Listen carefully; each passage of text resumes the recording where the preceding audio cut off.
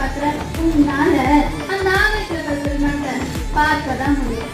அதுலேரி பயனெல்லாம் செய்ய முடியாது. அதே மாதிரி தான் என் மாமாவை உன்னால நினைக்க தான் முடியும். கல்யாணம்லாம் செஞ்சுக்க முடியாது. ஆக்சுவல் டிபார்ட்மெண்ட் ஸ்டோர் வச்சுக்கோ. உனக்கே இவ்வளோ திமிர் இருந்தா 10 லட்சம் செலவு பண்ணி இன்ஜினியர் படிக்க எனக்கு எவ்வளோ திமிர் இருக்கும். மாமாவை கல்யாணம் பண்ணிக்கோ, நான் என்ன வேணா பண்ணுவேன்.